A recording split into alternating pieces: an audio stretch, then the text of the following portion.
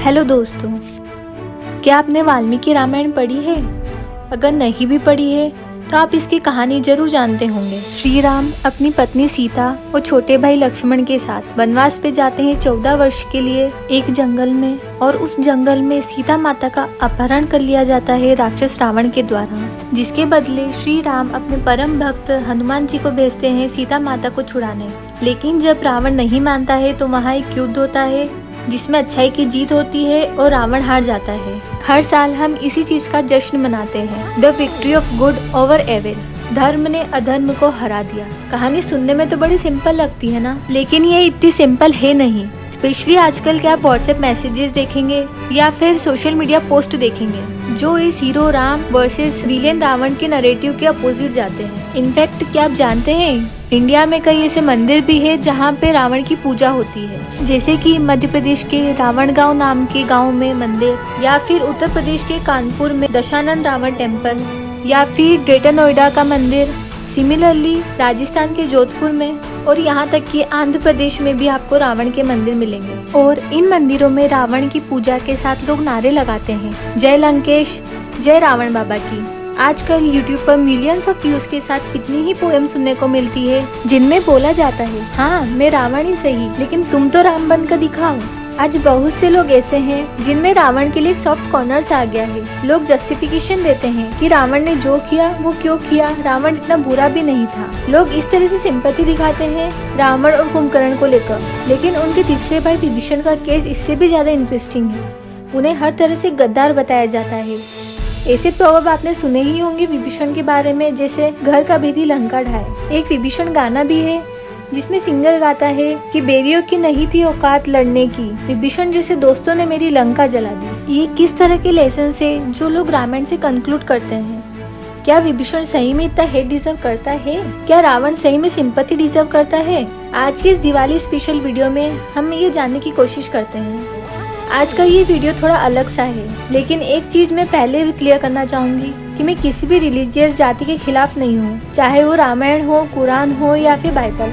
मेरा मानना है कि अगर हम इन बातों को बेहतर समझने की कोशिश करेंगे तो लोगों को नए पर्सपेक्टिव समझ में आएंगे, लोगों को नए लेसन मिलेंगे, और जो लोग धर्म के खिलाफ नफरत फैलाते हैं उन्हें हम कम कर सकते हैं। तो आइए दोस्तों, विभीषण की बात करने से पहले हम रावण की ही बात करते हैं। तो सबसे बड़ा आर्गुमेंट जो रावण के फेवर में उठाया जाता है वो ये है कि रावण एक बहुत बड़ा शिव भक्त था, ब्राह्मण था, इंटेलिजेंट था और पंडित था। तो मैं इतना कहना चाहूंगी दोस्तों, इन पेंटिंग्स को देखिए, है ना कितनी सुंदर। क्या आप जानते हैं इन सुंदर पेंटिंग्स को किसने बनाया है? एडोल्फ हिटलर ने। क्या आप जानते हैं कि वो एक बहुत बड़ा स्किल्ड पेंटर था? तो इसका मतलब ये है कि अगर वो एक बहुत बड़ा स्किल्ड पेंटर है तो हम उसे रिस्पेक्ट देना शुरू कर दें। या फिर आप इसे ले लीजिए, अहमद ओमर सईद शेख। ये एक ब्रिटिश पाकिस्तानी टेररिस्ट 1994 इसमें इसने 3 ब्रिटिश और एक अमेरिकन टूरिस्ट को किडनैप किया था इंडिया में। 1999 में जब इंडियन एयरलाइंस की हाईजैक हुई थी तब इंडियन सरकार ने 3 टेररिस्ट को रिलीज किया था, उनमें से ये एक था। और 9/11 में भी इसका हाथ बताया जाता है। क्या आप जानते हैं कि ये इतना इंटेलिजेंट था कि इसे prestigious London school of economics में एडमिशन मिल गया था। उस यूनिवर्सिटी में ये चेस चैंपियन था। साथ ही साथ इसे 5 भाषाएं भी बोलनी आती थी। तो क्या इसके इंटेलिजेंस की वजह से ये कम बुरा इंसान बन जाता है? ऑब्वियसली नहीं। सेम थिंग रावण के लिए भी एप्लीकेबल होती है। रावण चाहे कितना भी पावरफुल था, कितना भी टैलेंटेड था, कितने भी उसे वेद पुराण आते थे, जो उसने सीता का अपहरण करके क्राइम किया था वो कम बुरा नहीं था। इसके अलावा मारीच की मौत में भी उसका हाथ था, और अपहरण के दौरान जटायु आया था सीता को बचाने, उसे भी रावण ने मार दिया। लेकिन रावण एक शिव भक्त था, तो क्या शिव भक्त होने का मतलब ये है कि जो उसने किया वो गलत नहीं है? रावण एक ब्राह्मण था, और एक ब्राह्मण आदमी के संस्कार बहुत अच्छे होते हैं। ये किस तरीके के संस्कार हुए? औरत को उसकी इच्छा के खिलाफ उठा के ले जाना।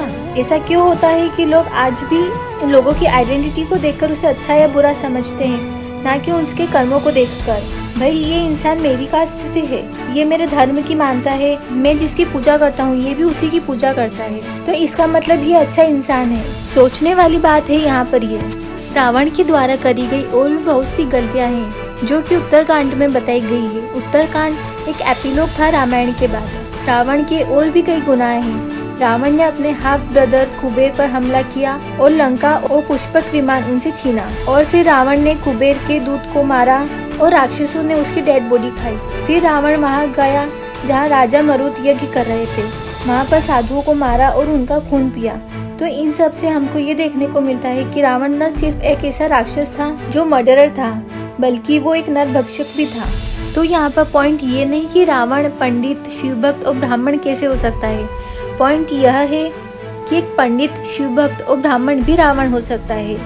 रामायण में ऐसा कहीं भी नहीं लिखा है कि रावण एक अच्छा राजा था।